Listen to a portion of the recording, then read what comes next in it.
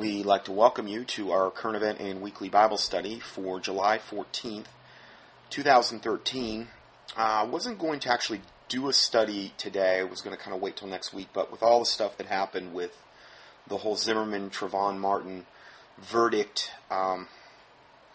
really felt it was important to kind of address that subject and just kind of do an in-depth look at all that. I hadn't really said a ton about it, and just kind of going to kind of break down everything regarding this, what the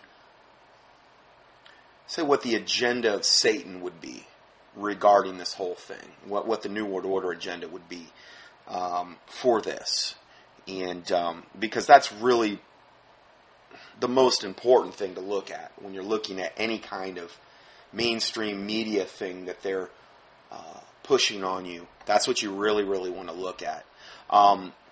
Also wanted just to let you know, my mailing address that I've had for a long time, that they were actually, that's going to be gone because they're putting in like a Walgreens wherever the place was, and so I had to move. But unfortunately, when I tried to do the transfer, they're real persnickety, and I guess the first time I tried it, they said, this isn't going to work, you got to do it another way. So probably for a good solid week, anybody that sends me any mail, and I'm talking to the old address, will get it rejected. I don't think that once the transfer kicks in, those mailings should be forwarded. And that was the old address, the 450 Conover Boulevard. The new address, which I'll have up on the website and on the header for this PDF for this teaching, is 2359 Highway 70 Southeast, number 321, and that's in Hickory, North Carolina, 28602. So that's the new address, and again, it should be up on the website and will be on the PDF for this teaching for 7/14/2013. I just wanted to do that because if somebody were to try to correspond with me during that time, they might get the actual postal mail rejected. So, also had people email me and ask me if I still running that silver special that I kind of been running it on and off. When my inventory holds up, I run it on the 5,000 part per million. It's for anyone in the United States, just because I don't do overseas shipping, but if you do live overseas, you go to dr.johnson.com and you can order it off that website, and that goes directly through the factory, and they ship all over the world. But the special I'm running, $95 per bottle on the 5,000. Normally it's $100 if you buy it off the website or any other website, and I give free shipping in the United States. So it's about a $15 savings off if you bought one bottle of 5,000, and if you bought two bottles, about a $25 total savings. And then if you buy 6 or more, the price comes down to $85 a bottle, which is significantly less than any place you'll get it anywhere. Anyway, if you're interested about that, just email me, and you can. I'll tell you a little bit more about that if you're not aware of it. My email address is on the header to the PDFs, and I think you can find it elsewhere as well. So, and it's also on all the emails that I send out. So, anyway, just wanted to kind of go over those couple things and get right into the whole Zimmerman, Trayvon Martin cases. Now, this just came out on Drudge Report. It's the lead story right now. Obama has come out with a statement, and it's entitled, Obama basically honor Trayvon with gun control. And it says, Obama added that Americans should honor the life of Trayvon Martin by committing to, quote, stem the tide of gun violence. That's just a nice flowered way of saying we want to take away your guns. And then ask ourselves if we are doing all we can to widen the circle of compassion in our communities. Again, another veiled reference for we need to take all the guns off the streets so nobody can defend themselves. Only the criminals and the criminal government will have the guns. That's what they want. And there's a lot of different agendas afoot with this particular case. The New World Order is trying to accomplish multiple goals with this one case. I think that's why they're devoting so much time to it and focusing in on it. And we're going to really go in and dissect this and look at this. So this just came out from Mike Adams on naturalnews.com. He puts out some good articles, and it's entitled Zimmerman Verdict Not Guilty, Stay Off the Streets, Everyone, and Prepare for Riots. The verdict is in on the Zimmerman trial, which is not guilty. The jury found that Zimmerman acted within his right of self-defense when he shot and killed Trayvon Martin. This bulletin isn't about the trial itself, nor the merits of the verdict. I'm not going to get into a whole lot of that today either. It's done. It's over. So now you have to look at what is the aftermath. What is the agenda behind this whole thing? Let's look at that more. So it goes on to say, this is about urging all natural news readers to stay off the streets tonight and for the next few nights, because there are huge numbers of people who are saying they're going to riot if the verdict comes back not guilty. And we're going to go over that. We're not just going to say that and not give you any proof of that. Let's see here. And now that moment has arrived, meaning the moment where he's been found not guilty. If you're a white person or even a Hispanic or really Asian, any type of race, they're saying here, because really they're going to be going after, it sounds like primarily people that are of clear Caucasian lineage. I would imagine they would be doing that with Hispanic as well, because Zimmerman his mother's Peruvian, and so I think his dad's, they're saying he's white, so this is what they're saying. I'm not saying this is what the people up on Twitter and tons of other things we're going to document today are saying. So, he says, now you may be racially targeted by radical groups or mobs who did not agree with the outcome of the trial and who will seek to take it out on innocent people. I've never seen the kind of racially charged, violent vitriol now being witnessed surrounding this trial. As shocking an example of this is, watch this video of some of the new Black Panther members who call Zimmerman a, quote, no good Jew. He's a Jew, okay? And claim to have an army of 10,000 black men ready to seek justice. Now, I watched the video, and it's apparent right off the bat that the leader interviewed, his name's Muhammad, okay? He's Islam. He is, and I think Jones has talked about this, and many of this new Black Panther is just an extension of really probably most likely the New World Order. Much like the CIA created Al-Qaeda, this is also very similar in that regard. They're going to try to be used to incite mass racial riots. And this is exactly what they're doing. I mean, you can watch the video. Now, the guy's Islam. And here we go with, although he doesn't say, I'm Islamic, I'm Muslim. Many of these Black Panthers, particularly the new Black Panther Party, are totally affiliated with Islam. Okay, now we've documented all the evil horrors of Islam, and now we're combining this with the extra racial, black on white racial element, and they're calling Zimmerman a no-good Jew and claim to have an army of 10,000 black men ready to seek justice. You can watch it. I give you the link here. It's about 8 minutes long. Zimmerman has a Peruvian mother and a white father, making him, they're saying he's Hispanic, but I would say that would probably make him half Hispanic. Okay, but the leader interviewed on this video, his name's Muhammad, is also a Muslim. In 1989, a group called itself the New Black Panther Party was formed in Dallas, Texas. 10 years later, the NBPP became, New Black Panther Party, became home to many former Nation of Islam members when its chairmanship was taken by Khalid Abdul Muhammad. Okay, so it's, again, very, very similar to the CIA in the formation of Al-Qaeda and these types of things, the Taliban. This is also a Muslim-based group, I believe, at this point, also that has a lot of strong affiliations with the government. The government are going to use these things to create their new world order out of the chaos they're trying to unleash through them.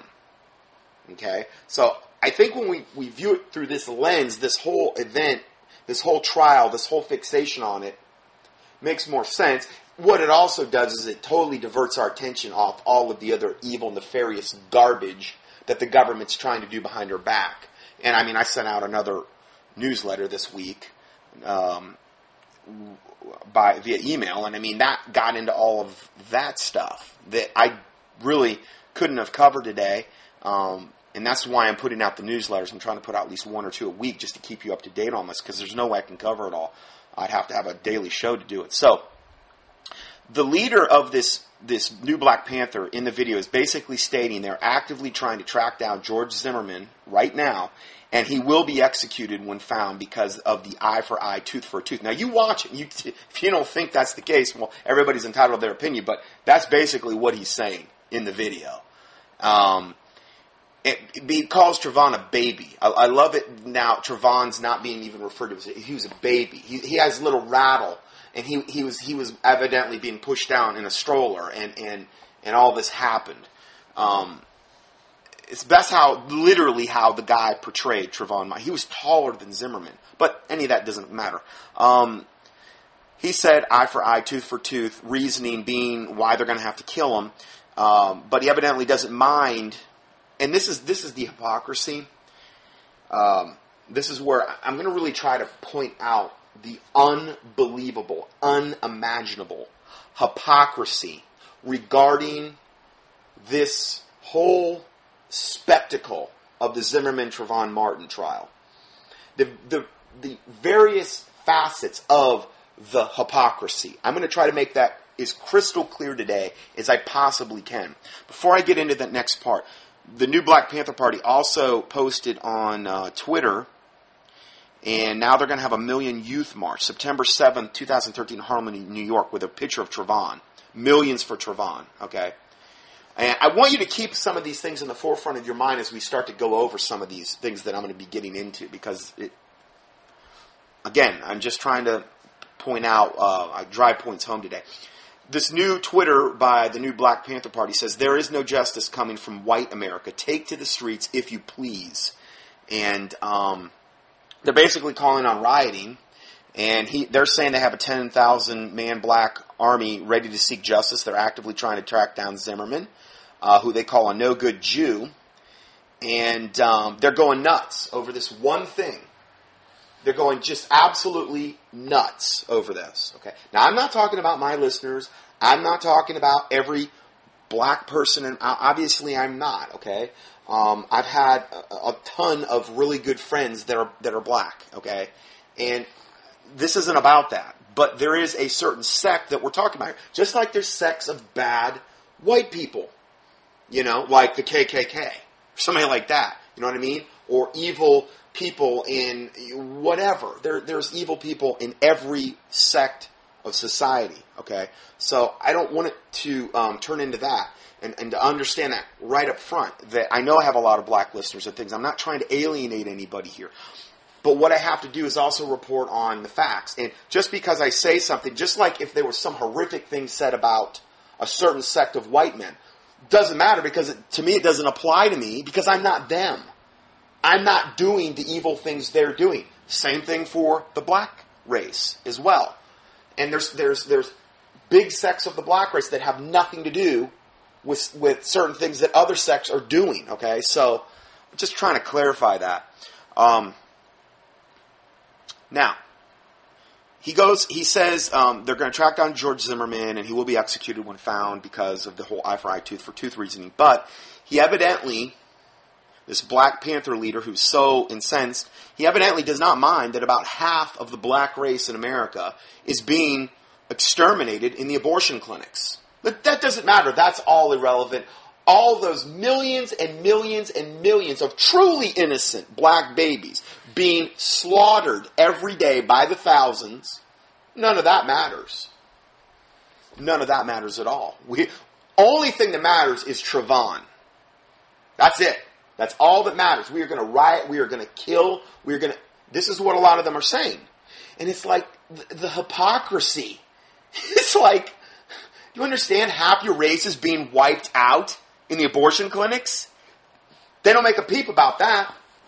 Now, I'm not saying all, but I'm saying those people, a lot of these same people that are going crazy over Trayvon, Okay, over this one issue that everybody wants to focus in on with a microscope, to the exclusion of the millions and millions and millions of black aborted babies in America. Literally approaching 50% of the black population in America is currently being aborted in the abortion clinics. 50%. According to statistics that they reluctantly release. Where do you get this? Well, Centers for Disease Control in 2004, which was the last year. Now, I don't know if there might be newer ones they've admitted to, but in 2004, the last year, which the report is available for this one source I got, African Americans abort, for every 1,000 live births, they abort 472. Okay? Whites, 162 abortions for every 1,000. So obviously that's a lot higher statistic. Doesn't mean I'm saying we're better. I'm just saying it's a lot higher statistic. Now I'm going to get into that in a second. Why have they been targeted on the abortion side? Because it has a lot to do with Planned Parenthood. A federal report from 2011 out of New York City, and this is federal statistics, said almost half the babies aborted in New York City were black. Half.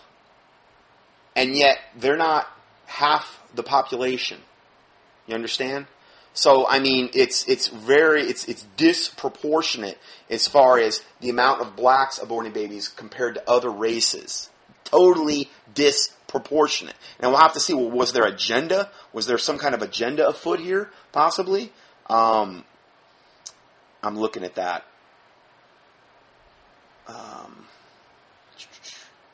25% of the people in New York City are black. Okay, according to a Census Bureau for 2000, I guess it's 2007. Even though this report came out in 2011. So they make up 25% of the population in New York, yet half the abortions are black. So again, is there some type of maybe agenda afoot to exterminate the black races? You know, I mean, isn't that kind of important? You know, to maybe know that. If you're any race, but if you're black in particular, sure. Why aren't the black preachers preaching on this? I don't think they are, for the most part. I don't think they are at all. Planned Parenthood is the largest abortion provider in America. 78% of their clinics are in minority communities. Oh, all by design there. Blacks make up 12% of the population in America, but 35% of abortions in America in total. Okay, so it's disproportionate. They only make up 12% of the population, but they make up 35% of the abortions in America. It's not like they make up 12% of the abortions in America, which is what their population is. No, 35, which is almost triple the average on any other race. You're triple more likely for a black baby to be aborted than other races. Okay. Then it goes on to say, are they being targeted? Isn't that genocide if they are? Blacks are the only minority in America that is on the decline in population. Did you know that the founder of Planned Parenthood, Margaret Sanger, was a devout racist? She was buddies with Hitler, literally, corresponded with him, who created the Negro Project, designed to sterilize unknowing black women and others she deemed as undesirables in society. Now that's racist. You know what I mean? That is as racist as they get. The founder of Planned Parenthood said, quote, "Colored people are like human weeds and need to be exterminated." End of quote. Is her version being fulfilled today? Yes, it absolutely 100% is. So, that's really the source right there. They would literally hire and pay off black preachers to go to black communities back in the day when Margaret Sanger was around, and they would literally go in there and encourage them to do this. Obviously, they couldn't biblically do it, but they were doing it somehow. I guess they were on the take. And that's well known as well. So this has all been documented. I've documented this in other teachings as well. Now, next report. Growing army of black pro-lifers target abortion. This is from Clarence V. McKee's perspective. And it goes on to say there is one major war going on. Not one in Afghanistan. The one here to stop the number one killer of blacks, which is abortion. Now, this is a black, I believe, lady or person, man, I don't know. Yeah, Clarence Mann. He's putting this out. This is what he's saying about his own race. So the number one here is to stop the one here to stop the number one killer of blacks is abortion. On one side, the well-funded Goliath army of pro-abortion advocates, which are Planned Parenthood, the ACLU, the Congressional Black Caucus, the National Association for Advancement of Colored People. Now, aren't all these organizations supposed to be pro-black? With the exclusion of Planned Parenthood. Aren't the other ones? Well, yeah. Why are they trying to exterminate the black race then? That don't make a whole lot of sense to me. And there's scores of other organizations that are on this well-funded Goliath of pro-abortion advocates. On the other side, a small but growing army of black pro-life organizations. Now, these are the good guys. The black pro-life movement is making its voice heard in black communities. For example, the Radiance Foundation's, quote, Black Children Are an Endangered Species and Too Many Aborted.com campaigns inform black women of the perils of being captured by the abortion army. They have gotten the opposition's attention. What's the message? Black pro-life groups estimate that since Roe v. Wade, abortion has killed between 13 to 15 million black infants. More than all other causes of black deaths combined.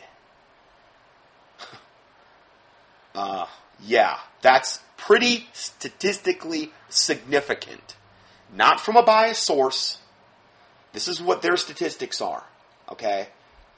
More than all other causes of black deaths combined via abortion since Roe v. Wade. Unbelievable.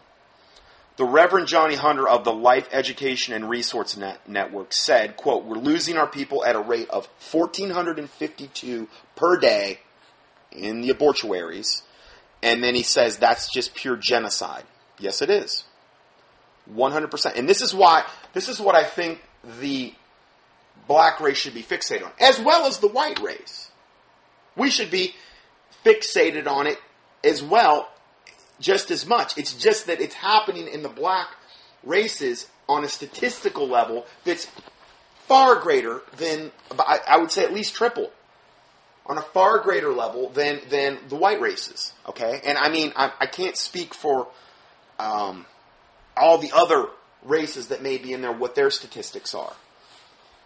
But again, I think that's what the important issue is here. Not one little case that we're fixating on with Trayvon and Zimmerman in some self-defense case. You know, now all of a sudden that's the only thing that matters, is this one case when we have this genocide going on every day. Okay, again, it's about a matter of having perspective. Now, back to the main report of the article. It goes on to say, also see people threatening to engage in mass homicide if the verdict came back not guilty. And there's many links you can click on here. The problem with most of these links is when you read these Twitter feeds, they're cussing up a storm, and I can't even repeat them. I only put some of the ones in here where they weren't cussing, because there's a lot of black men in particular that are ready to basically, kill everybody, it sounds like. Particularly white people. And so we go into then another headline on Drudge read today. California protesters break windows, start fires. Next one, New York Giants star. This guy plays for the New York Giants. He says, his quote was, I'm reading off his Twitter feed. It says, he says, I'm thoroughly confused. Zimmerman doesn't last a year before the hood catches up with him. The hood, which is what they're referring to, where his... where black people, he's saying, particularly black gangs in this particular vernacular, would live, okay? So they're coming after him. The Black Panthers are saying they're coming after him. And it's going to be, I guess, like mob justice. There's another link here, disturbing tweets following Zimmerman verdict. I really, again, caution you, I have a warning here, bad language. I'm only posting a few because they're not appropriate to This one guy said, he says, I pray to God somebody kill George Zimmerman. Make him suffer. So what? That's the way I feel about it. Anyway, there's one, and then here's another one. George Zimmerman's still going to die. Black people in Florida are going to kill him. And now, the thing I want to point out about a lot of this, and we're going to get into this more and more, is if it were the other way around, just constantly think, what if this were all reversed? What if this all were reversed? Okay? And it had been a white boy killed by a black man on a neighborhood watch.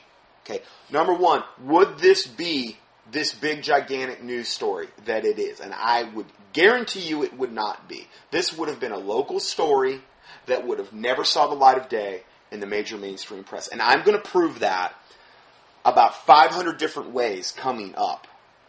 Okay? And I mean that literally. About 500 different ways. Because there are way more heinous things that are going on a daily basis in America.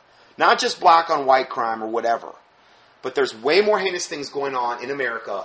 They just chose to pick this one thing, though. To create this race war. To create this order out of chaos. To create a lot of different agendas they're trying to push. Ultimately leading to martial law. Here's a picture. A demonstrator wears a shirt with a picture of George Zimmerman as a target. It's in the crosshairs of like a rifle with his face right in the middle of the crosshairs. So in other words, this is, they're going to kill this guy and, we're going to shoot him. And this is what they're encouraging the black races to do. Some people are. Okay? I mean, can you imagine selling this shirt and making money off this thing? Anyway, this is a picture of that you can see. They were protesting in front of Seminole County Criminal Justice Center where a jury's deliberating in the Zimmerman trial. My comment, can you imagine if it were the other way around? And this is what I want to constantly keep trying to bring back home in this teaching. What if the shoe were on the other foot? Can you imagine if this were the other way around? And a crowd of white people, and they were wearing shirts like this with a black man on the shirts and the crosshair of a gun. Do you know there would be, I guarantee you, riots and just craziness over that one thing. But they can get away with this in this particular thing. And again, I'm not talking about my listeners. I'm not talking about good people that are black or good people that are white or whoever.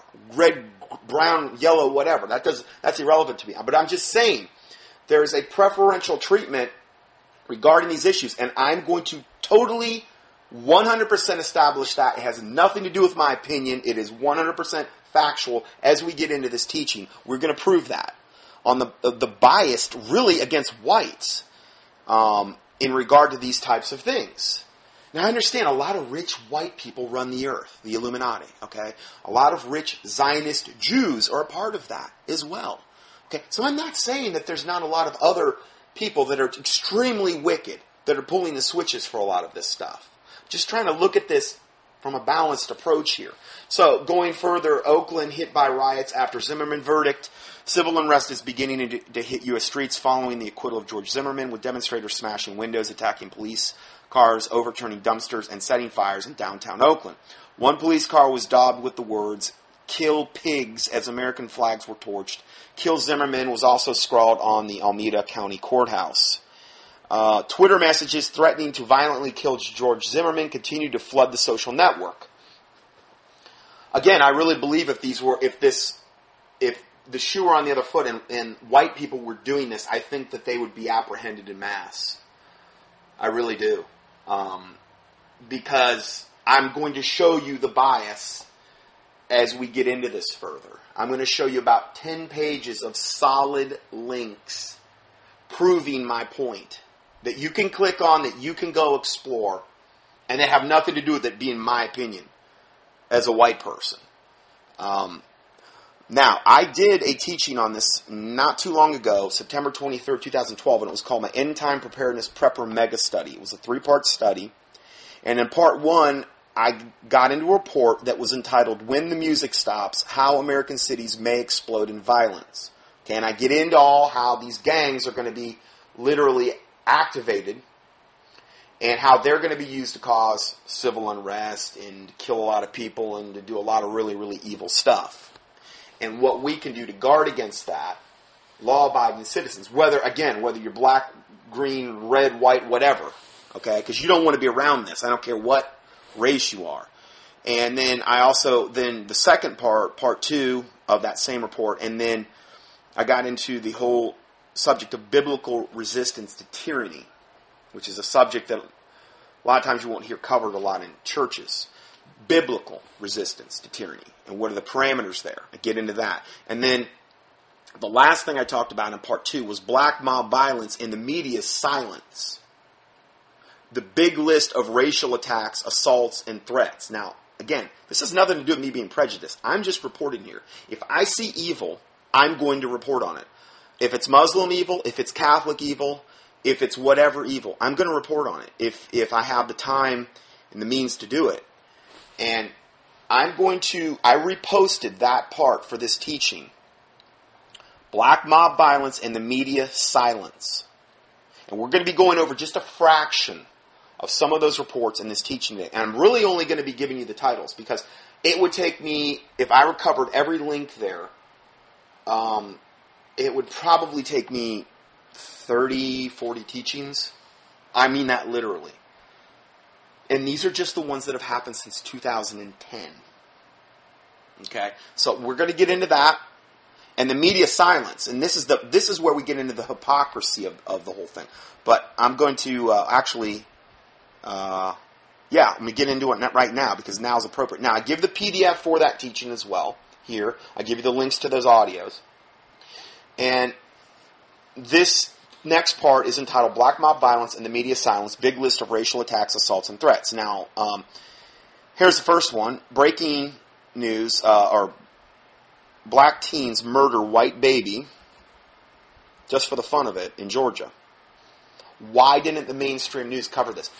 If it was the other way around, 2 white kids breaking into a black lady's house and blowing her baby's head off while he was literally laying there in his little chair, which is what happened here, do you think that wouldn't be front page news across America? But did you hear about this? This is one of the literally thousands of cases of this going on. And it's increasing. Okay? Young black thugs shot a white baby in the face at point blank range.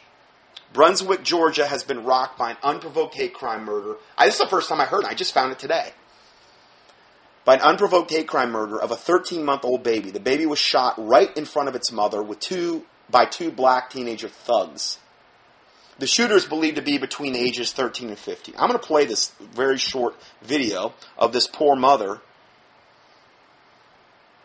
When she got back from the hospital with a bullet wound to her leg, Sherry West invited me into her living room, still littered with items belonging to her baby boy, Antonio.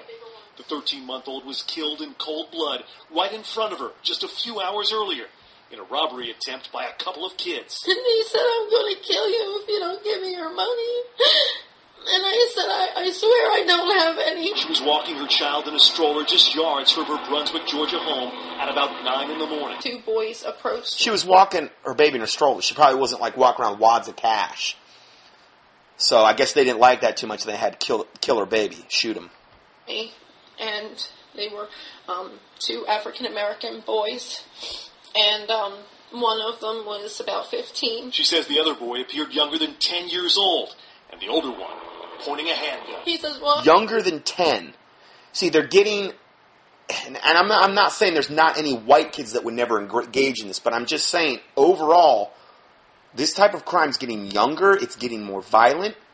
You got the violent video games out there teaching people to do this, and you also have the rap music, which is full of inciting this type of absolute demon-possessed behavior. I'm going to kill your baby. And I said, please don't kill my baby. Chilling words from the children. Little Antonio's father tells me he wishes he could have been there to protect his family. He was so special. Got the bluest of his eyes. Sadly, little Antonio, asleep in his stroller at the time, would never open those eyes again. I put my arms over my baby and he shoves me. And then he shot my baby right in the head. West. Can you imagine how demon-possessed you would have to be? And at such an early age to do something like that? Blow a little innocent baby's brains out in the stroller because his mom doesn't have money. They might have done it anyway, I don't know. Then she began CPR on her little boy's lifeless body as she tried to bring life back into her boy. She wondered to herself how a couple of boys could get their hands on a real gun. But when I saw him shoot my baby and my baby died, I knew that it was real. But why? Why my little one? You should have just taken a pocketbook and go. I mean, that's just beyond pitiful. I mean, just absolutely beyond pitiful. Now, if it had been two white boys doing it, I would say the same thing to a black baby. I would say the exact same thing. It's just as wrong. Okay? But there is a disproportionate amount of black on white crime, and not only black on white, but black on a lot of other different races, that is going on right now, that is increasing. It's statistical. It is a statistical, provable fact. And you can call me a racist for saying that all day long. But whenever I see evil, I'm not going to apologize for that evil. If a race is committing it that is not whatever. Okay, I'm not going to apologize. If the whites were doing this, I would say it's just as wrong and it's just as evil. Okay? So, again, I'm not being prejudiced here. I'm just reporting. I'm a watchman. I'm warning. Okay? And I really see this potentially turning into something that it already is turning into, that the media is virtually, totally ignoring. Now, America, this is the link to the story. America is in the midst of an epidemic of racial mob violence, and the media refuses to report on it. See, this is the hypocrisy that I'm talking about here. We have Trayvon and Zimmerman, and everybody's fixated on this one thing. Oh, the travesty. And then there's all this other stuff going on, all this other crime that we're going to report on, and it's virtually, you don't even know about it. But that's okay. It's good to do that. That's fine. The media can't report on that. We can only report on something that's perceived as white on black crime. Do you see the hypocrisy? I mean, it's so unbelievably unjust and unfair. So it says, this person that wrote this, he says, in my book I documented hundreds of examples of black mob violence in more than 70 cities, big and small, throughout the country. Many of the episodes are on YouTube. I also documented how the media and the public officials ignore, condone, excuse, and even lie about this wave of lawlessness. It's this big, gigantic, evil thing that's going on. Nobody wants to say anything. None of the lamestream media wants to say a thing about it, because it's evidently not politically correct. Despite a growing mountain of evidence, still some deny this problem exists. Curiously, the same people who deny the problem are always the first to explain it away. So here are the links to the racial mob violence throughout the country. Following the organizations of the chapters in my book, some by city, some by theme, i.e. racial violence against Asians, gays, Jews, women, and others, I followed up many of the links with phone calls or emails to confirm the racial nature of the attacks and lawlessness. So the guy was really trying to do his homework. Many of the individual links are definitive, treat the others as clues that are part of an investigative package that help us determine the racial quality of that mayhem, and how the public officials and media react to it. And the editor's note, he says, some of these links will have images and language that is objectionable. Yes. Definitely so, Here he lists some breaking reports about, basically, most of this is black on white crime. Okay, it's only being reported on a local news level. It never makes it into the national press like the Zimmerman, Trayvon Martin case did. And there's literally, I think, starting at page 5 of my PDF. And I'm in a 12-point Arial font, okay, single-spaced. We start on page 5 of my PDF, and we go all the way to page... all the way. Straight links to page 16. 11 solid pages of links, single-spaced, 12-point Arial font, of basically black on white, Asian, Jew, gay crime that's not being reported at all, other than on a local level. The hypocrisy is unbelievable. When you compare so many of what we're going to be looking at, and I'm only going to be going over the titles, would just beyond blow away the Trayvon Martin, George Zimmerman case. I mean, it's so much more heinous. I mean, this was a case where the guy was found innocent regarding self-defense. And we're talking about masses of people so up in arms about that, so ready to kill, as they term whitey, over this. And yet you've got hundreds and hundreds and hundreds and hundreds of other cases of black on white violence that are going on around the country every day. And that's okay. That's, do you see the whites protesting en masse about that? The white race and or the other races that are being targeted would have much more right, in other words, to actually be the ones mad or protesting. People are being killed by the hundreds, by the thousands, in these black on white or black on whatever race attacks. That's okay, though. Just shut your mouth. You're racist if you bring that up. I can't keep silence about stuff like this. It's impossible for me to shut my mouth when I see hypocrisy at this level. Who's the real racist here? If the black people that were really out there protesting for Trayvon and wanting to kill everybody, if they were to honestly be forced to take an objective look at the evidence I'm presenting today, they would. I mean, unless they're just so demon possessed the toenails that it wouldn't matter. I don't know. I believe it would shut a lot of people up. I'm just going to go over some of the headlines here, okay? Out of these 11 pages. I'm not going to get into them.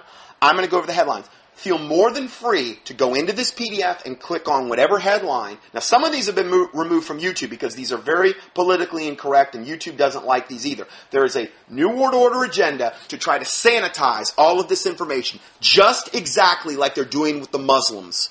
All of this evil, wicked, evil garbage that the Muslims are doing that I report on, sometimes, at least once a month, that I report on in my newsletters, that I've documented over and over, all the horrific things they're doing. You see that on any of the mainstream news as well? Very little. Very, very little. And if it is reported, they don't even name them as Muslims, which is another common theme here. It's black on white or black on other race crime, and they won't identify them as black. Although when you see the pictures, they are, or when you see the footage, they are. Oh no, we can't say they're black. We can't say they're Muslim. We can't say, oh no, it's not politically correct. So see, the New World Order is trying to protect this because they're going to be using these groups and other groups in order to incite literally another civil war in this particular case, and with the Muslims also World War III most likely. So they're protecting these groups preemptively so that they can, at the right time, when things really, really, really come to a head, because it hasn't come to a head yet. Can you imagine if this one little trial with Trayvon, which I believe Zimmerman was innocent, okay, and they're saying it's this big travesty of justice, a lot of the people that are protesting this. Can you imagine if something really bad happened where it was really a travesty of justice and it was shown these same blacks that are so up in arms right now? Oh, look at what happened here. I mean, this is nothing. What happened with Trayvon Martin and Zimmerman? What if something really, really, really bad that they staged happen? What if they had, as a result of this, supposedly they have whatever group of white guys go in and just kill a whole bunch of innocent black people? Okay? You don't think that's not going to start a new civil war? Absolutely 100%. I mean, we're right on the verge of it right now. And again, these are things primarily to pray about, because this is what Satan wants, to kill, steal, and destroy. And I'm just telling you the way I see this thing potentially going down. Here's some headlines that, again, you probably haven't heard any of these, other than if you lived in these areas and you saw it on a local level. Here's the first one.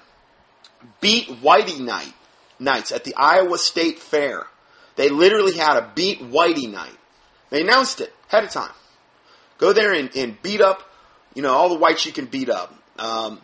Another one, Milwaukee, violent flash mobs, which is how they'll a lot of times work. They show up in flash mob style, coordinated through social media. A lot of people show up at once, do what they're going to do, rob whoever they're going to rob, beat up whoever they're going to beat up, and then they get out of there. Okay? It's one of the things I got into in my teaching I did that I posted earlier on the Prepper study. So, Milwaukee Violent Flash Mob Attacks Group. And then they say, white girl bleeds a lot. And that's one of the common themes. That's one of the books I'm going to be getting into. Officials, flash mobs already plagued the South Side. Another one, panic amid U.S. flash mob attacks. Another one, this is from Philadelphia. Women's leg broken in violent African-American mob in North Philadelphia. Another one, officials tried to end Philly flash mobs. Another one, teens in a mob assault and rob Center City patrons. Next one, the bystander was severely beaten by a flash mob. Next one, Macy's fight. 100 teens storm inside Macy's and start fighting. 14 arrested. Next one, African-American flash mobs terrorize Philadelphia yet again. Next one, riots in Philly flash mobs. I'm only covering about, I would say, maybe 20% of the links. And I'm not even going into them. I just don't have time. Next report. Racist blacks are targeting Asian women for hate crimes in New York. Blacks admit to targeting Asians, but say that he's not racist. This is another theme you'll see. They'll deny it having anything to do with race if they're interviewed or interrogated. But yet, if they go up on the social media, they'll brag about it being racist-oriented. Kill Whitey and whatever, crackers and all this stuff. So, again, hypocrisy. And this is from Chicago. Police beef up patrols to combat flash mob crime. Next one. Audio from 9/11 tapes released. Dozens of gangbangers pushing people off their bikes. Next report. Amy Schwartz says Chicago police are covering up for Memorial Day beach riot. They're constantly covering this stuff up. We're not even knowing the half of it. These are links that have been sanitized most of the time. So we're really not even, it might be 2 to 3 times worse than what I'm even reporting, and it probably is. And this is only in certain cities. And this is only since 2010 that these reports are from. It's not like this goes back 40 years. Okay?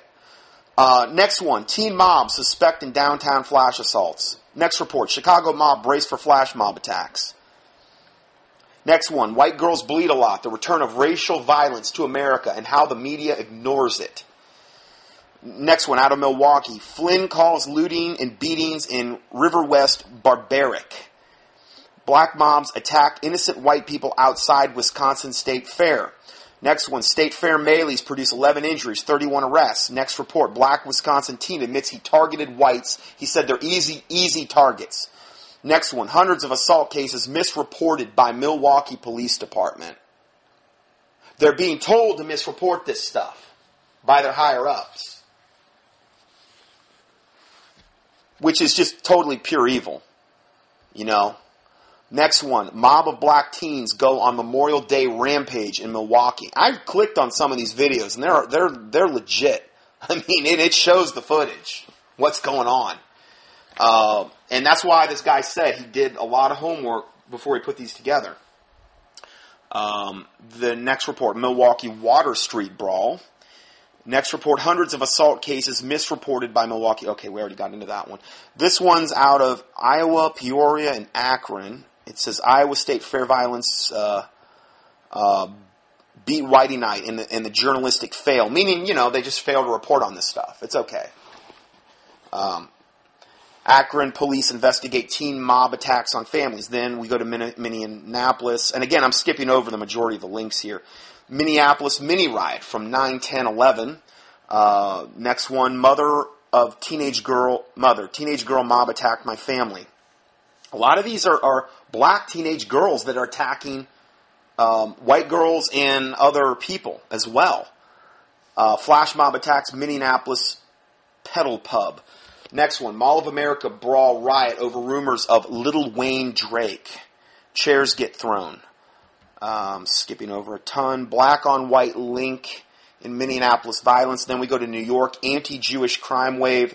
Hate crime robbery against Brooklyn yeshiva student in Monsey. Orthodox rabbi who was beaten testifies about the attack.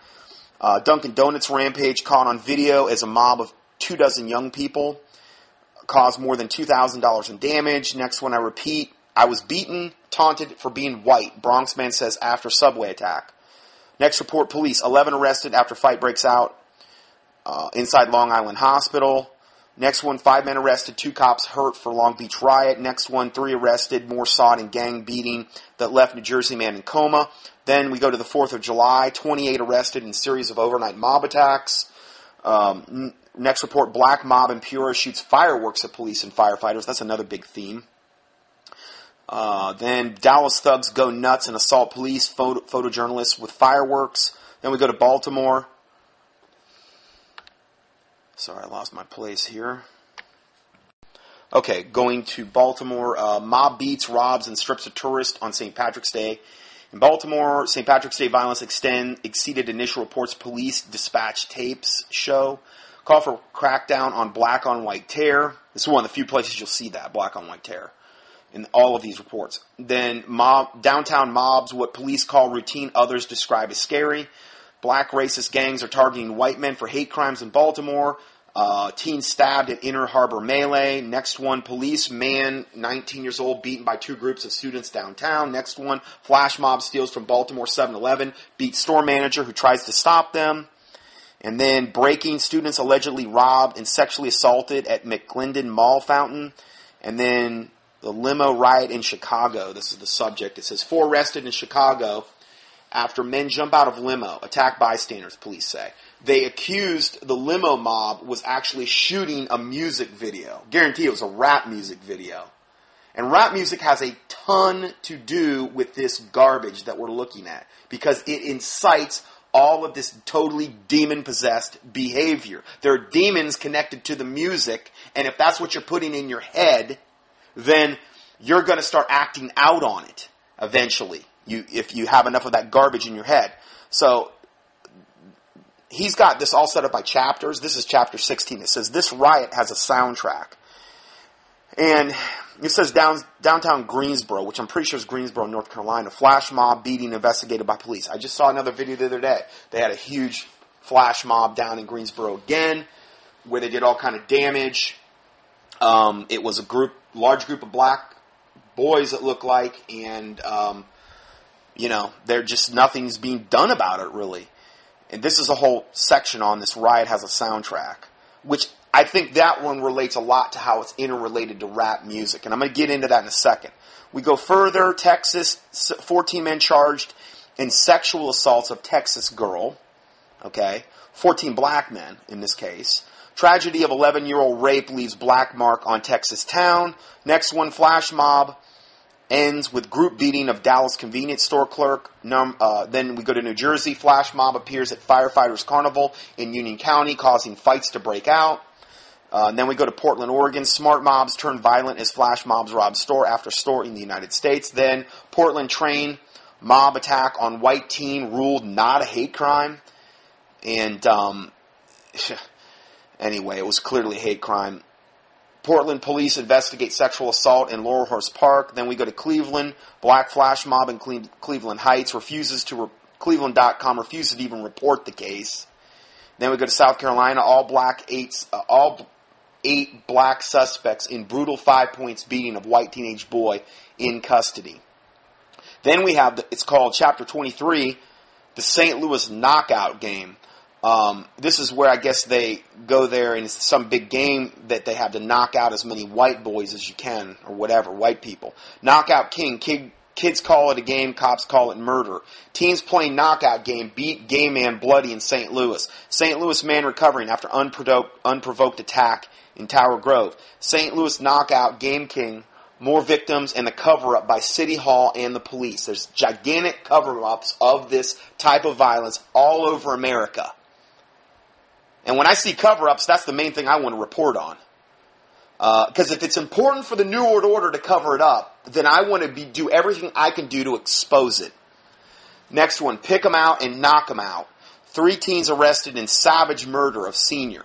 Okay, people are getting murdered here. And this isn't in self-defense. This isn't like the whites were attacking them. These guys are being picked out and they're being, gang beat and killing, and which is far worse than the Trayvon Martin Zimmerman case. Far worse. Any one of these would have been far worse. And yet we're all fixated as a nation on this one thing. Or they're trying to get everybody fixated on it. It's just the hypocrisy is unbelievable. Then we go to Seattle. 5 blacks charged in attack on man and pregnant teen aboard bus. Then we go to white teen beaten, tortured by blacks. Mardi Gras riot in Seattle. Then we go to Chapter 25, public transit. Horde of teens attack and rob MARTA passengers. MARTA is the bus line, one of the names of bus lines. I know it was that in Atlanta. And then in St. Louis, roving, wilding gangs of up to 100 blacks attacking people at train stations. I've seen these ones. I've seen the videos where they go up and they just nail somebody as hard as they can. Just sucker punch them, knock them out, and they're all filming it and they think it's so cool and funny. And the guy's out there spitting out his teeth or whatever, or dead, and they think it's hilarious. They think it's just good, clean fun, And then flash mob on Venice Beach Boardwalk ends in shooting. Next one, I was beaten, taunted for being white, Bronx man said after subway attack. Next report, African American teen mobs attack Chicago Transit Authority buses. Then we go to Atlanta. Now I'm going to play this. This isn't my words. This is the words of a black judge. This is his words. This is a report straight from Atlanta, the Atlanta News, okay? I'm just going to let this roll. Think about racism or reverse racism. Okay, so that was a judge you're hearing speak, and this is their local news there, and this is you're hearing him speak. So they're going to explain the story. Admits he cleared his courtroom of all the white people in it. Today he's explaining why he did that. So he cleared all the white people from the courtroom, and then he had a talk with the blacks that were there that weren't cleared out. Judge Marvin Arrington Sr. told us he's been sitting on the bench in Fulton County for about 6 years now, and the majority of the people who he sees committing crimes have been black. Well, Thursday, he says he... Okay, so that's what he's seen. He's seen the majority of people committing crimes in his jurisdiction are black. Okay, now that's not me being prejudiced. Okay, that's what he is observing as a black judge. So, I'm just stating that up front. Decided to do something about it. Channel 2's Jaquetta Williams is live at the Fulton County Courthouse with more on this story. Jaquetta? Well, Jovita, Judge Marvin Arrington says that if he did what he did, he would probably do it again, but he probably wouldn't ask all of the white people to leave the courtroom. He says he doesn't regret what he did, and here's why. I came out and saw the defendants, and it was about 99.9% Afro-American, and at some point in time I excused some lawyers did. He said it was 99.9% African American. He said that. Oh no, you're a racist now. You're a racist. You're against the black. Listen, I'm not the one saying this. This is a black judge who I respect that he did this. Okay? I would shake this man's hand in a heartbeat. I would. Okay? And he is the one saying that 99.9% of the people in the court, meaning the ones that were coming before him for various crimes, were black. Okay? Not my words, his words. Most of them was white, and just said to the young people in here, what in the world are you doing with your lives? Judge Marvin Arrington Sr. says he was trying to do a good thing when he decided to clear his courtroom on Thursday. Judge Arrington only wanted to address the black people who were there. He says it was for a short time during court proceedings. I didn't even think about racism or reverse racism. I practiced law for 30 years, and 75% of my partner was white. It may be that people of color speak more freely among each other. Judge Arrington says the majority of the people who come before him who commit crimes like murder, rape, burglary, and home invasions have been black. He says he wanted to do something about it, clearing his... I mean, the majority of murder, rape, home invasions, all these things are black. He's saying this. He's observing it on a day-to-day basis. I love this guy for what he did. You know, he did the right thing. I mean, because the one lady was saying, well, you know, it was a real quick thing there that you might have heard about being able to speak more freely to your own race. I can understand that. I can totally get that. I don't think there's anything wrong with what he did at all. But, of course, they're condemning him because, what are you going to say? It's like reverse racism or it's not politically correct? Evidently. Courtroom, and making a speech was his opportunity to do it one-on-one. I didn't want them to think I was talking down to them, trying to embarrass them, insult them, be derogatory toward them. And I was just saying, please get yourself together. Was he wrong? And then they go and then they go how they interview other people and they're saying how wrong he was to do that. He was trying to do a good thing. He cares. You know? And he wanted to speak to his own race, and he had to, I mean, if it was 99.9% were black, he only had to have a few whites leave the room or whatever. And I'm not saying that's representative of all the crime statistics. Obviously it's not, okay? I mean, but I'm saying in his particular jurisdiction that day it was. And, you know, I think what he did was wonderful, and he did it because he did care. Okay, now, as further evidence of that, and again, I'm not being racist here. I'm just going to give you some statistics here.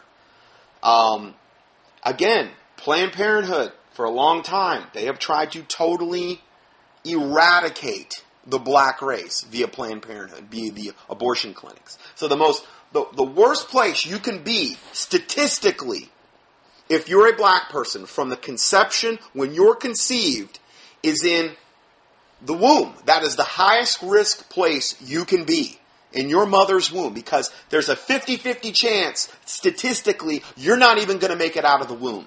Okay? Now, if you escape that gauntlet, okay, and you're born, and I understand, there's a lot of things working against the black races regarding the New World Order wanting to try to make sure that this exact behavior that we're seeing here exhibited in these links that I'm going over becomes reality. They want to destroy the black race. Here we read, and these are statistics of incarcerated African American males have been taken by several studies on specific age groups, geographical location, and causes of incarceration. Approximately 12 to 13% of the American population is African American. Now that's what I said before, 12 to 13%. But they make up to 40.1% of the almost 2.1 million male inmates in jail or prison. Okay, now again, you could say, well, you're racist. No, I'm not racist. This is a statistic. They only make up 12 to 13% of the population, but they make up 40.1%. That's over triple what it should be if every race was the same. Every race was the same. There should be 12 to 13% of inmates, okay, being black male.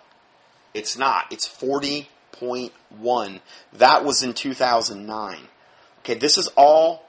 In fact, I'm gonna put. I didn't have this in the original report, but I'm gonna copy and paste this. This is all like with footnotes and the whole 9 yards. This isn't just something like some KKK group came out with to like demonize the black race. I try to stay away from that type of stuff.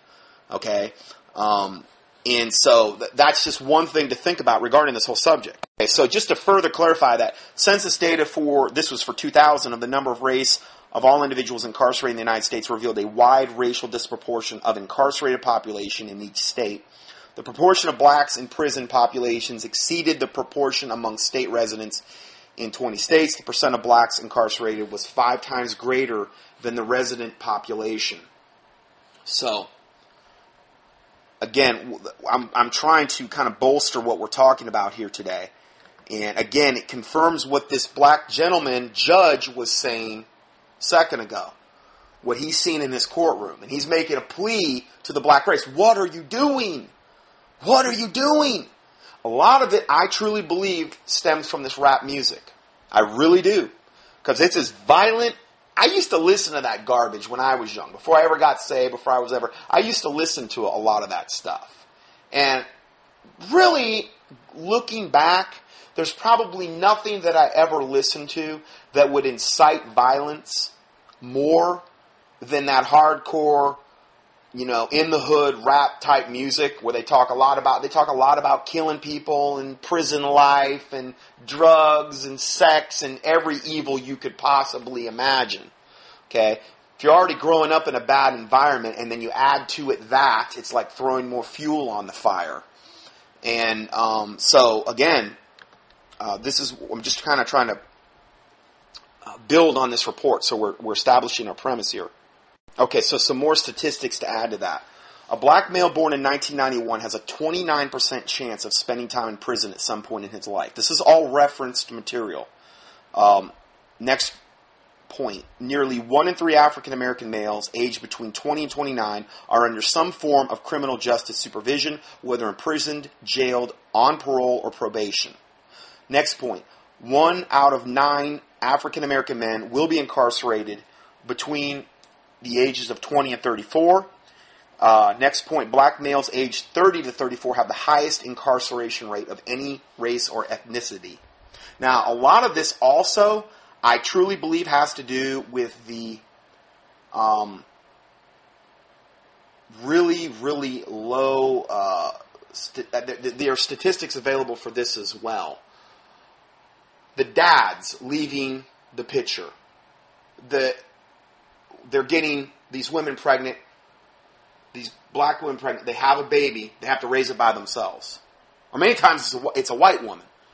And it's over and over and over again. If you watch these prison shows, it's very, very rarely did a lot of these black guys ever know their dad. Or if they did, it was very, very at a limited level. They have no male father figure role model in their lives. Or if they do, it's horrific most of the time. The ones that are in prison. I'm not talking about all. I'm talking about the ones that are in prison. This disproportionate amount that are in prison. And it's again, Satan is trying to destroy the family unit. That is incredibly important. If he can destroy the family, so goes that nation. And our families are being totally destroyed on a lot of different levels. And I think that's a very common denominator according to what I've seen regarding this subject. Okay, so let's go further. I'm going back now to the I'm just hitting the high points on this 11 pages of white on or black on other race crime. Atlanta street gang members videotape brutal hate crime attack on, I guess they're gay people. This one, screen on the green aftermath. I guess this was in Atlanta. Only one incident supposedly reported to the police. Atlanta police say no report of hate crime on Screen at the Green. The popular Screen on Green series at Pembroke Park ended abruptly after several fights broke out and there were unconfirmed reports of gunfire. The Atlanta Journal-Constitution quotes a Newman man as saying that he and his friend were victims of a hate crime during the melee. It was black on white.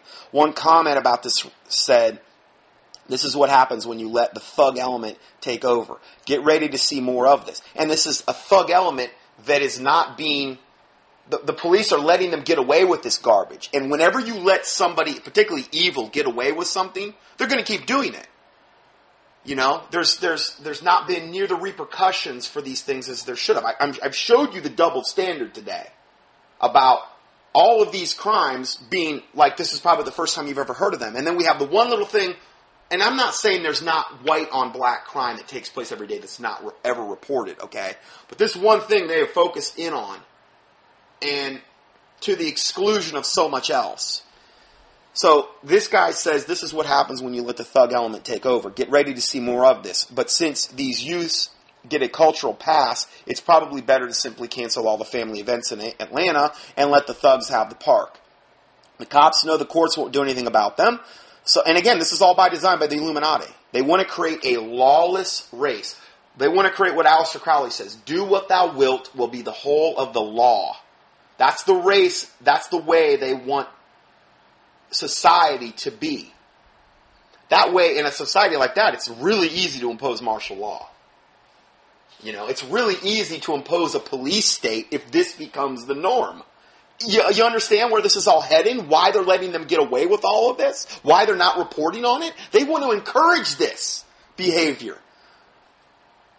So when they eventually implement martial law, it will be so much easier because so many people will have been doing this already, getting away with it. It's really easy to see when you look at it in that light, what they're doing here. He goes on to say, the cops know the courts won't do anything about them, so they don't waste time trying to control them. Why arrest these criminals when you know the courts are just going to turn them loose again anyway? Yeah. Next report. 3 teens shot as crowd leaves screen on the green. So there were 3 teenagers shot. Then we go into the flash mob chapter where mob robbery caught on tape, flash mob of teen robs clothing store in broad daylight. Then the next one, video shows teen violently looting Redford gas station. Next report, surveillance video of African American teen flash mob robbing under Upper Darby Sears. Next one, flash mobs invade Canada. Next report, Good Morning America, flash mob video, a mass theft becomes the latest teen trend on the web. Flash mobs rob 7-Eleven. African-American teen mob swarms convenience store in Las Vegas. Group of women hit Northeast D.C. convenience store in flash mob robbery. I'm skipping tons and tons of links. This one, Ramjet Roger McBride says he used a rifle to chase off a teen mob raising you-know-what in his Northeast neighborhood. This is a guy that actually stood up to it. Then in sports, black violence spilling over into high school basketball. Mob attacked other people before store clerk beating. And then crazy football night, American high school.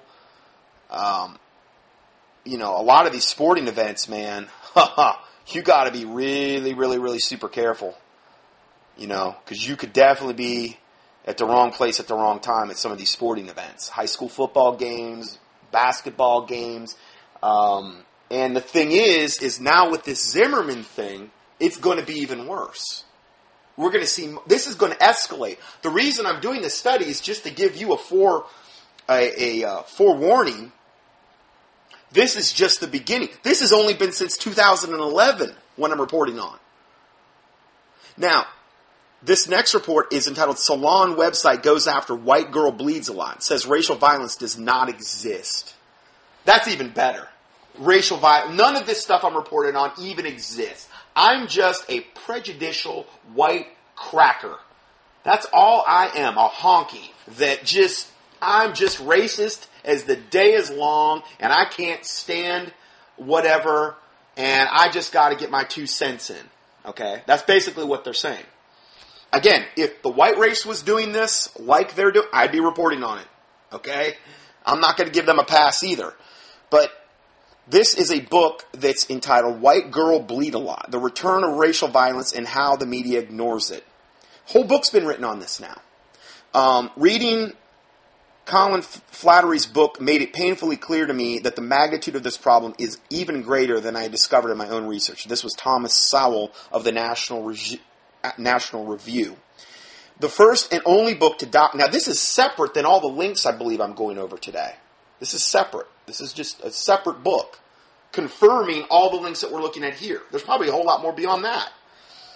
This is the first and only book to document the recent epidemic of black mob violence. More than 500 examples in more than 75 cities, all since 2010.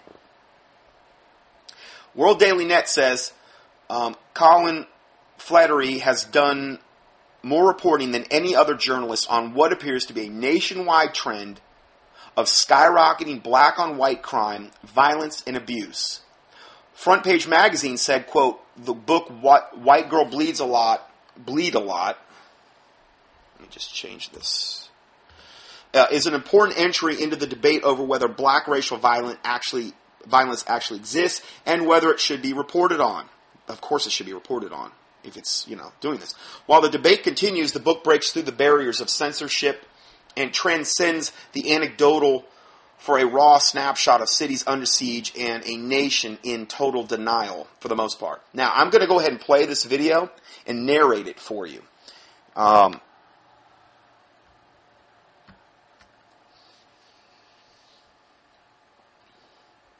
This video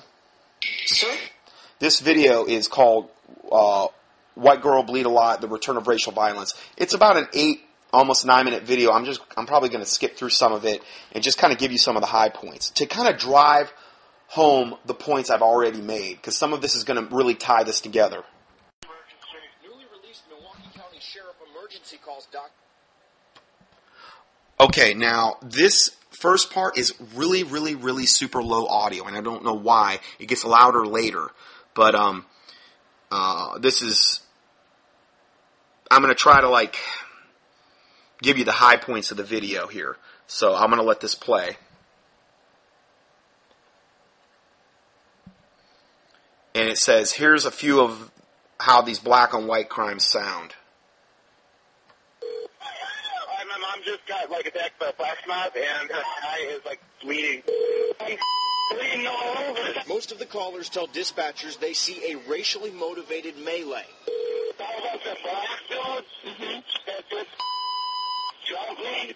I'm bleeding all over it. There's a black on white fight in the middle of the street. We saw black guys get out of a car with a gun, and they're going around jumping people. We need some cops. Now, at the same time, in this video, you're seeing the actual videos of these things occurring as you're hearing these callers call in. It had to have been absolutely terrifying. It's like a montage of a whole bunch of different black on white crime going on in a very short period of time. There's really no excuse. First said they were hiding inside dressing rooms and reported hearing gunshots. There's kids all over the place. They're just screaming, running. I've got a customer on the floor over here. They busted out a glass table. Get people over here. You can hear the panic in the Boston store employees' voices. I had a lady listener the other day told me she was driving, I think, somewhere in Texas. They got in the wrong neighborhood, and they were being attacked in their car, essentially. Barely probably got out of there with their lives. I mean, evidently this is just becoming commonplace. It's like Road Warrior or something. And, this is just something that's becoming commonplace in America. As they beg police for help. We need police right away. Boston store. Take them over to the store. Hurry. Where inside the store? Kids are all over the place. Where all over or more specific? All over. The top level. They're just everywhere. Running, screaming, breaking things. There's a crowd of kids in here. There are gunshots. You need to get over here now. There were gunshots. That's what one of the... In the 9/11 calls you hear, they basically, the police came back and said, the youths were just acting up. They won't ever say they're black. And they're just acting up. I guess just a little bit of, raging hormones, I guess. It's okay that people are getting killed and hurt and robbed and beaten and raped. That's fine, But, just acting up a little. Walnut in Old City. As the man passes the boys, he appears to make a point of giving them more room on the sidewalk. All of a sudden, 3 of the boys jump him, knocking him to the ground. They kick him, and he goes to the hospital. Another thing that's really disgusting about this, I've never seen one of these beatings. Really, I don't think I've seen one where it's one-on-one.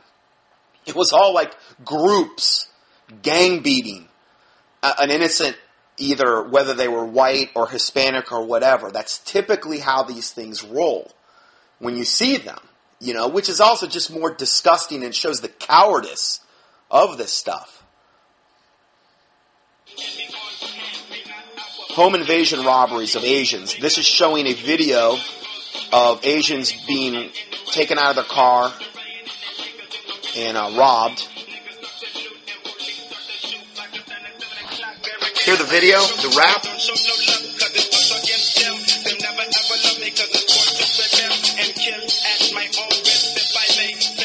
Now they're beating up some gay people. Now the video is talking about inciting. The video, rap video you're hearing is talking about inciting to riot and do all these wicked, evil things. Now, in a lot of these videos that you would be watching on this thing, you can click on, I give you the link, They were all put up on YouTube by the people doing it because they're proud of it. That's another thing. It's not like they're trying to hide it. They're proud of it. This is another notch in their belt. Okay? This is what they're doing. I don't want to say writing, but there's looting downtown. But right now, Bria, what I want to show you is they have started fires down at the end of the street. This is one of the most popular rap songs of all time about rioting and looting.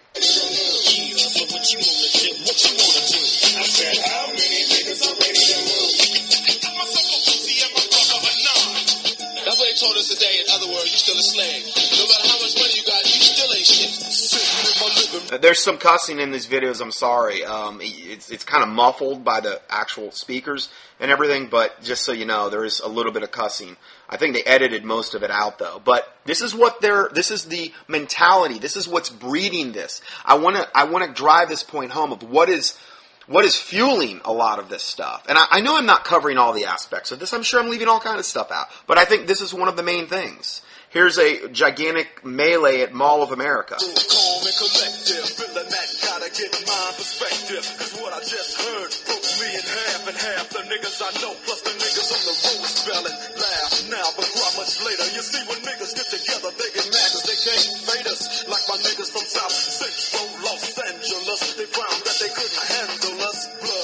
On the same squad with the SA tougher niggas. Time to rob and mob and break the white man off something lovely. They were talking about wrecking a white man there.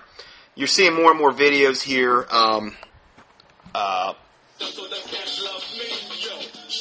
Just more videos of basically either flash mob, black flash mobs, or black on white violence, black on gay violence, black on whatever violence. And, you know, it just is what it is, and this is just documenting that. These are a lot of the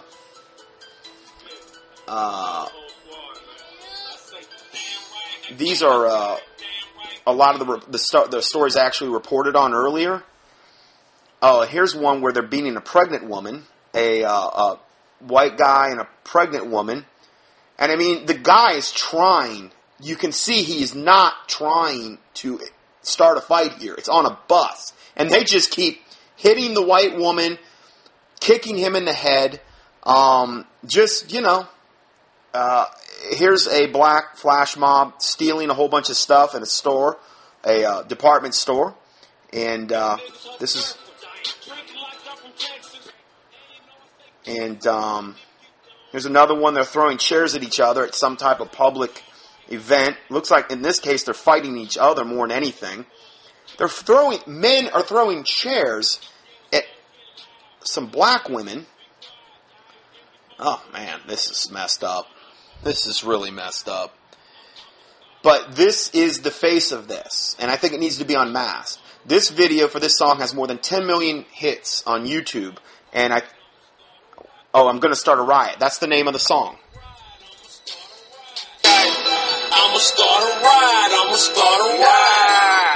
I'ma start a riot. I'ma start a riot. I ain't starting these niggas. I'ma start a riot. You know, so I mean, what do you expect? If this is what you're putting, the Bible says, as a man thinketh, so is he.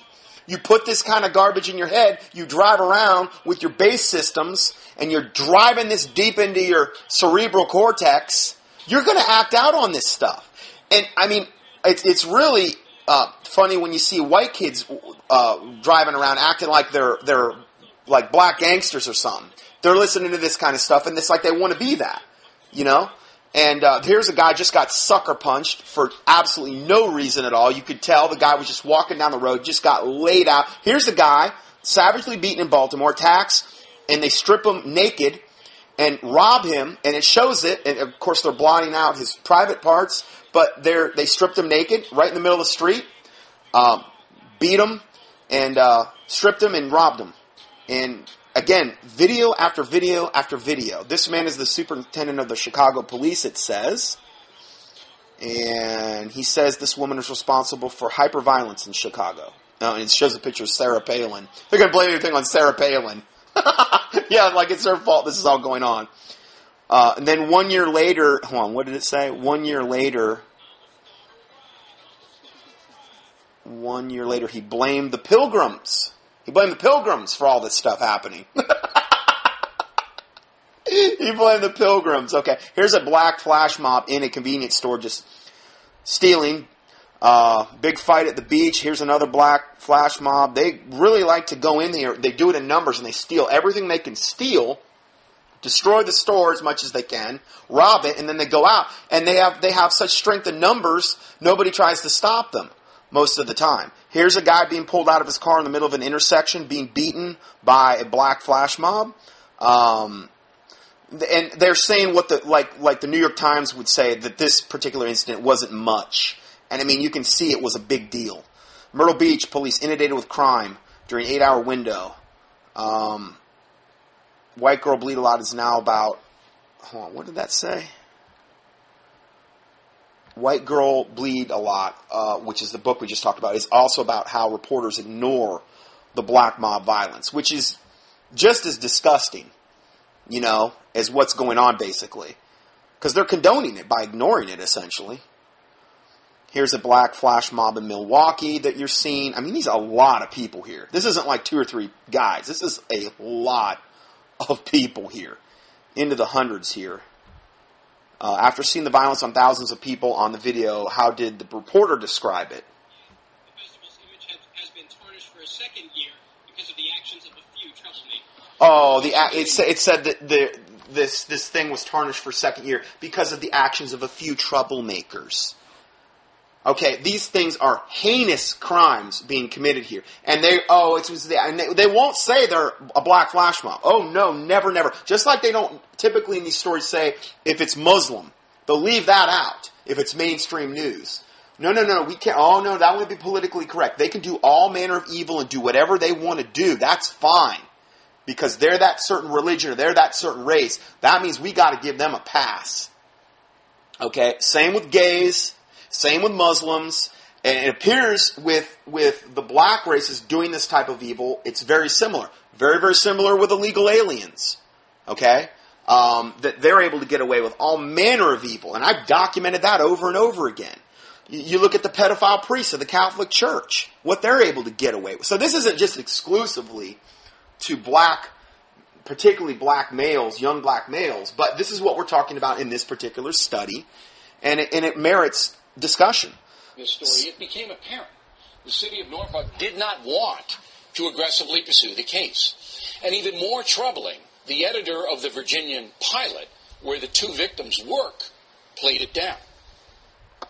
So, in other words, they don't want to persecute, they don't want to prosecute these cases, and the people that are getting beaten don't want to do it either. I think they're afraid of repercussions of the black community, or they're being intimidated by somebody.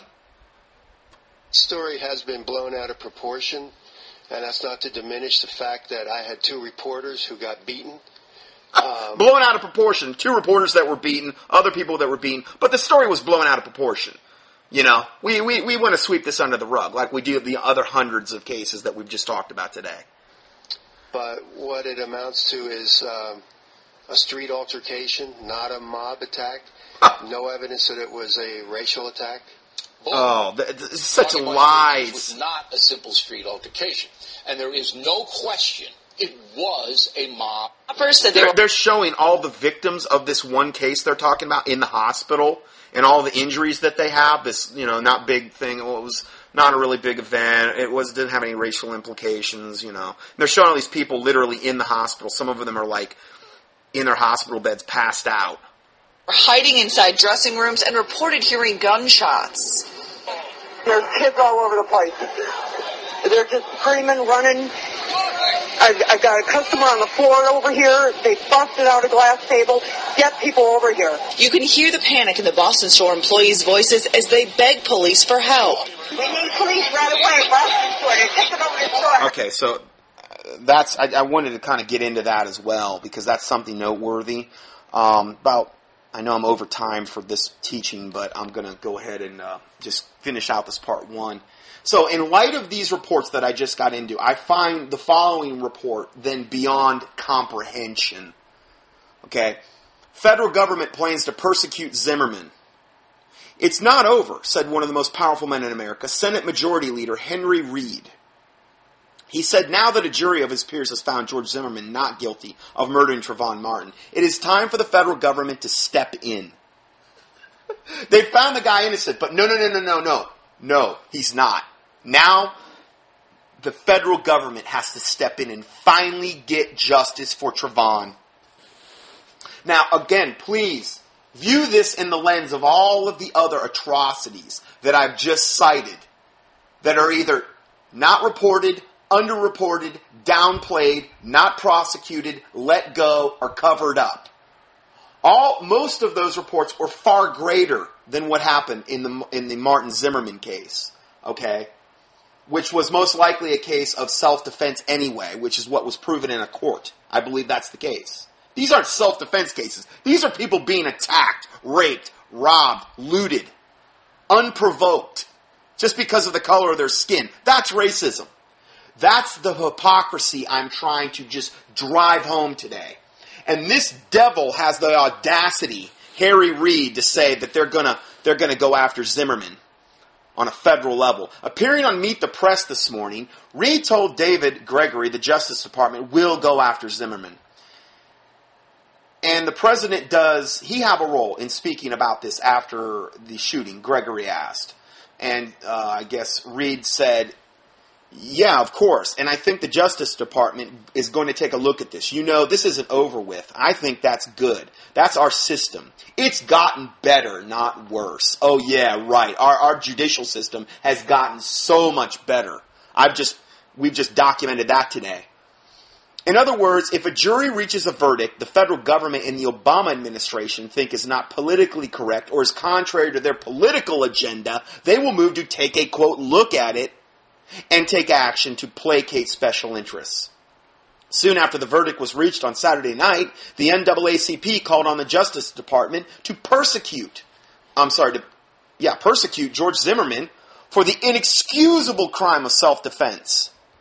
Other civil rights organizations called for Zimmerman to be prosecuted. We will be calling on the federal government to file criminal charges on the basis of civil rights violations, said C.D. Witherspoon of the Southern Christian Leadership Conference of Baltimore. The NAACP has pledged to fight for the removal of stand your ground laws. Here's another agenda, another huge agenda regarding this whole thing that I mentioned at the very beginning with Obama's statement. The NAACP, Satan, has pledged to fight for removal of stand your ground laws in every state and make racial profiling a primary consideration in self-defense cases. Oh boy, black person breaks into your house, you better think twice about shooting him. You might want to just let him kill, steal, and rape all your family because you don't want to be, if they even suspect you're racial profiling him as he broke into your house, you're done, Whitey. You're done. It's over. I'm serious. This is basically what they're saying in so many words. You don't have a right to defend yourself against a black man coming against you. This is really what they're saying here. It's insane. I mean, regardless if he's white, black, green, or red, they're breaking into my house, going to do harm to me and my daughter, trying to, committing unlawful acts. They need to take action against them. But this is the type of politically correct devil government that the New World Order is trying to enact. And a big part of this is taking away our right to self-defense, which would be the stand your ground law, and also taking away your right to have a weapon to defend yourself. That's the bigger issue. Taking away your Second Amendment rights. That's another gigantic agenda behind this whole bunch of garbage that we're talking about today. A number of liberal advocacy groups included NAACP, the Urban League, Color of Change, Common Cause, People for the American Way, and MoveOn.org. They have worked to eliminate the right of Americans to protect themselves. Florida's dangerous. This was from Color of Change. Again, Satan speaking here. Florida's dangerous shoot-first law allowed Trayvon's killer to walk free without charges for more than a month. Oh boy.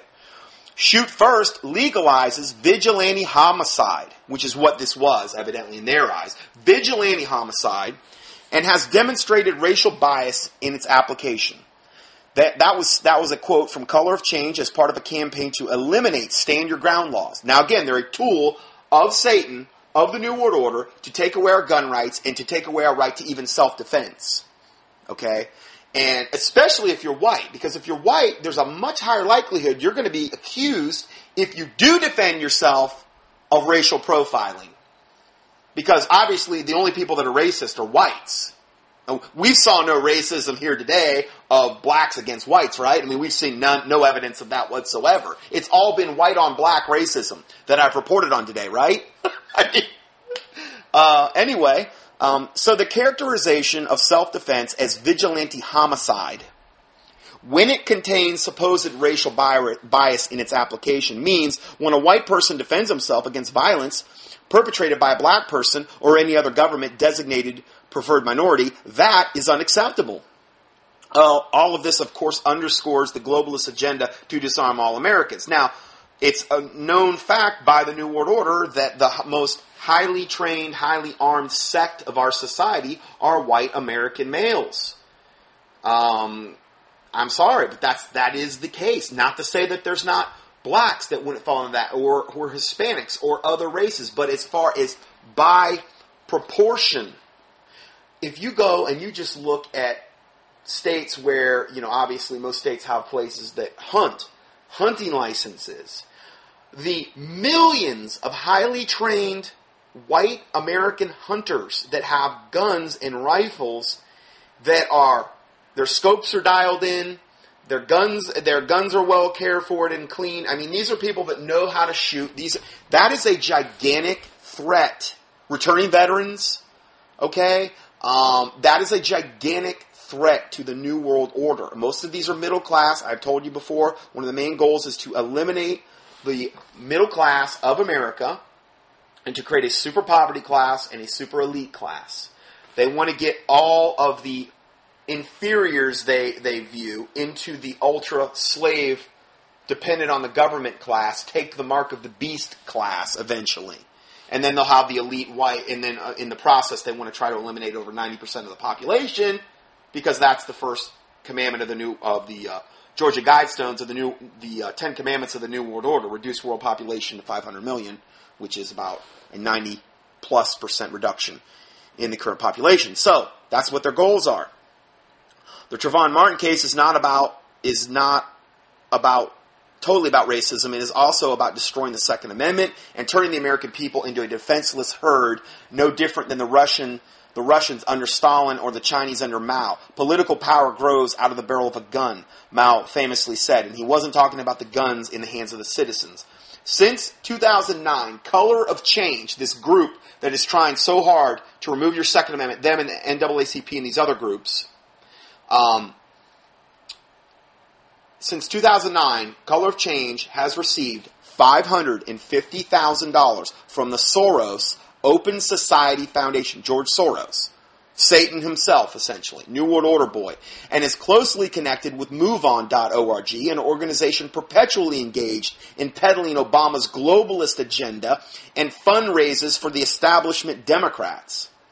MoveOn.org has also launched a petition demanding the Justice Department ignore the jury decision in Florida and further victimize George Zimmerman. I mean, the hypocrisy is unbelievable. Beyond unbelievable. Color of Change is an organization dedicated to shutting down free speech, free expression, free markets, and free enterprise, writes Peter Bella. They are against capitalism and civil liberties. They want to repeal the Second Amendment, force people to be victims, and are against stopping voter fraud. In other words, these organizations that are for all of this garbage are pure evil, which shows you what side they're on. They're on Satan's side. The last report here is the defense lawyer said if Zimmerman were black, he would not have been charged. George Zimmerman's defense lawyer, Mark O'Mara, wasn't timid with the mainstream media during a live Q&A, calling out the media on injecting racial tensions into the case. In a Q&A, O'Mara told a reporter that Zimmerman would never have been charged if he were black. I know one thing. It would have never, ever in a million years made it to this level of national attention. It would have been a black-on-black crime. End of story. Just one of the many black-on-black crimes that occur. I'm not saying white-on-white crime doesn't occur. But I'm just saying, you think this would have been this big powder keg And the guy is, he looks Hispanic, and he is at least technically half Hispanic. Okay, so this is what O'Meara's attorney said. The answer came during a live Q&A session with George Zimmerman's defense attorney, Don West, and Mark O'Meara, who were surprisingly blunt with immediate questioning. O'Meara went on to call out the mainstream media for twisting the case and turning it into a racial bout. They may actually spawn riots, flash mobs that could result in the death of innocents. We've already documented how they're all primed for that, and they've been doing that anyway. These same people are going to be the same ones that are doing the flash mob, the same criminals that we talked about today and cited in a lot of these stories and videos. This is a nonsensical, violent response to protest the verdict of the Trayvon case. The fact of the matter is that media has turned this case into a racial conflict of white versus black that isn't even applicable. First of all, George Zimmerman is of Hispanic descent, yet somehow the media is spinning it as if he is a rich white male. And they're even calling him a rich Jew or whatever, or an evil Jew, the new Black Panthers. Hey, I guess you can call them anything you want, This is, of course, a tactic performed by the mainstream media, who controls these organizations that are inciting all this violence, to make this case an issue of race and subsequently generate mass frenzy over this perceived racial divide.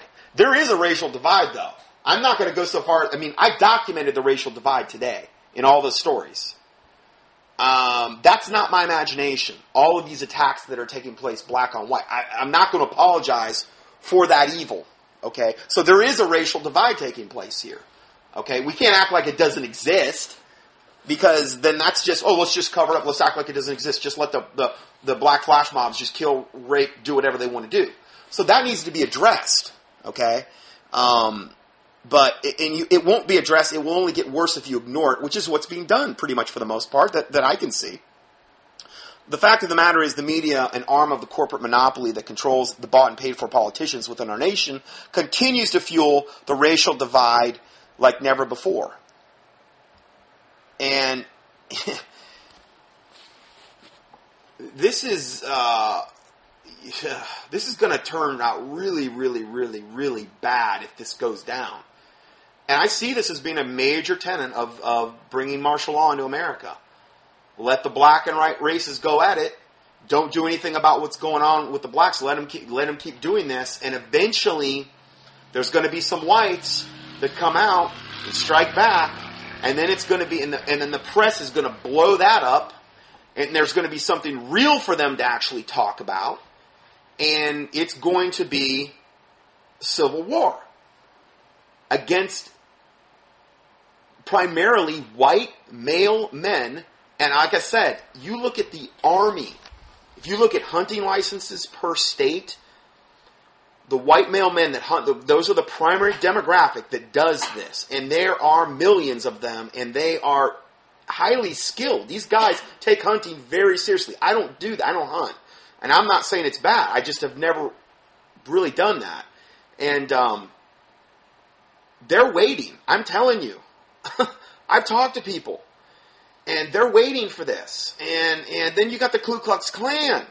And then you got all of the pro, Confederate Ku Klux Klan.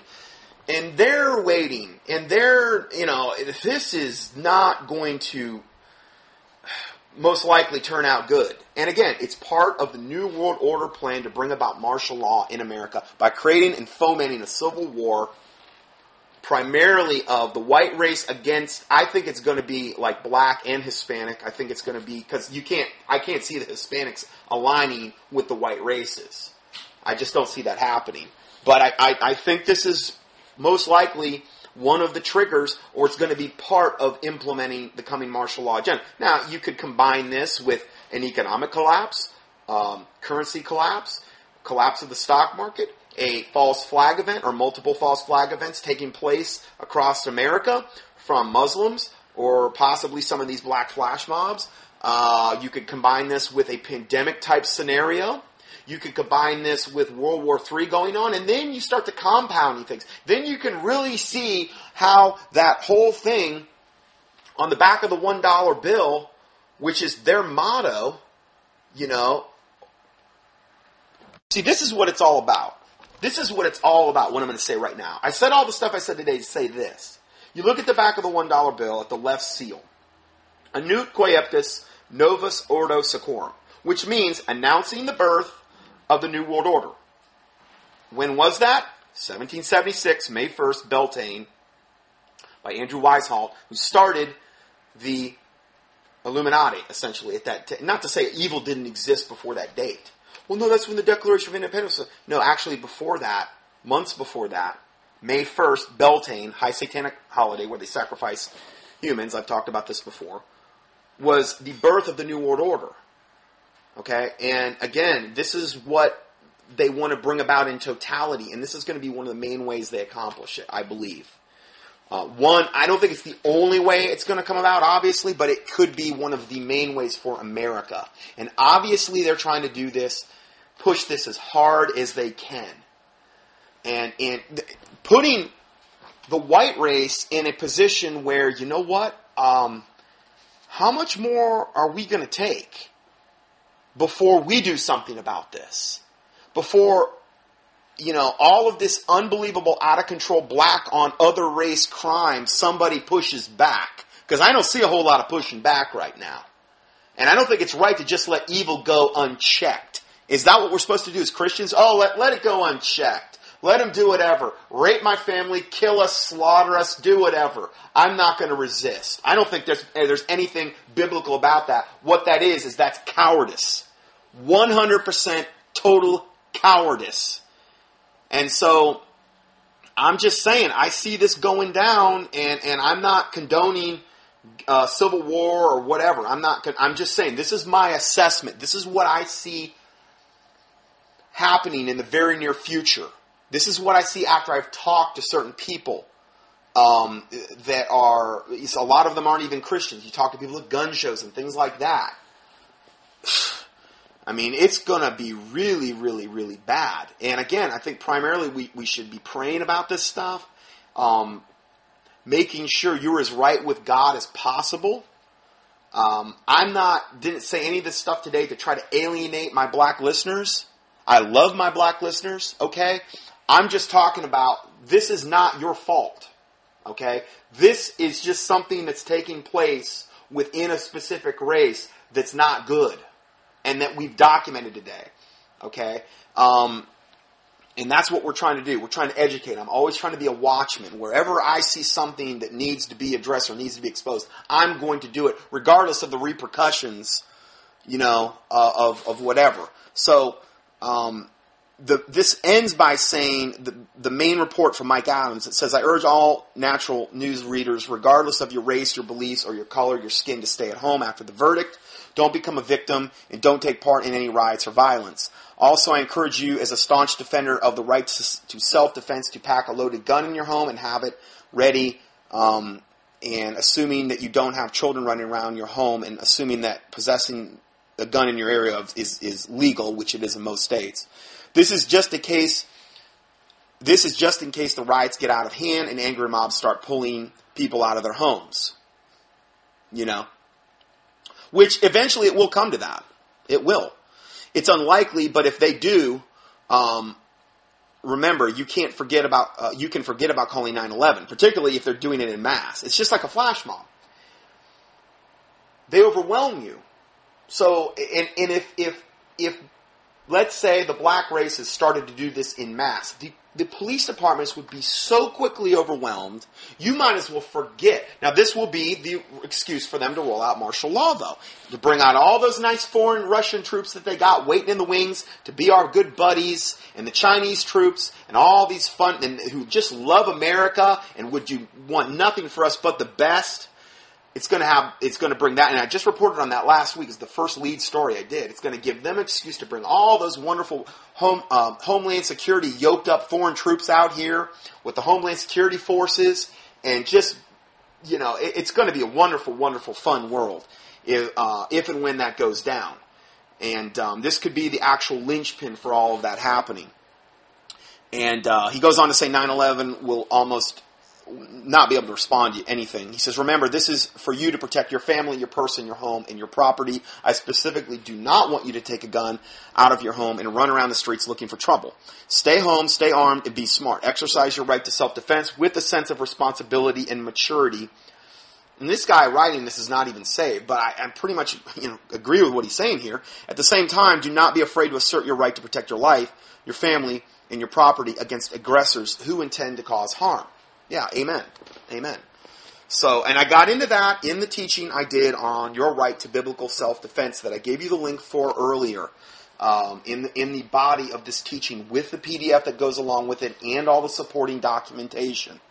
So, if you're not familiar with that, I would suggest you would want to listen to that teaching and after this teaching to further understand the full scope of the problem, because in that particular teaching I get into how the flash mobs are going to work, and particularly in the inner cities and in the city type environment, and why if you're in a city right now, you might be wanting to look for an exit strategy. Again, do what the Lord tells you to do. Fast about it, pray about it. That's the best advice I can give you. I don't want to give you wrong advice. We're all in different situations, and we're not all cookie cutter. God has different plans for us.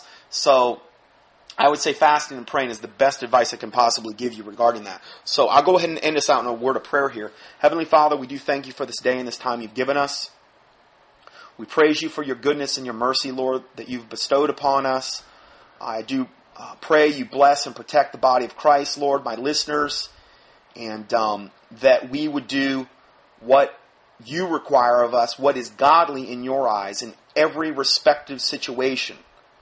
And that we would have Christ-like love for one another, Lord, but that also we would also act, if evil is on our doorstep, we would act in a manner befitting a Christian, that we would also, you would show us in what manner that you would want us to provide for our families, to protect our families in these things, and that you give us that wisdom and that discernment to know these things, Lord, that you forgive us for any and all sins we have committed, as we forgive those who have sinned against us, Lord, and that the words of our mouth and the meditations of our heart will be acceptable and pleasing in thy sight, O Lord, our strength and our Redeemer.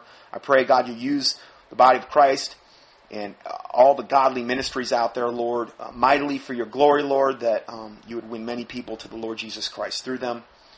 And we ask all this in the name of the Lord Jesus Christ, we pray. Amen.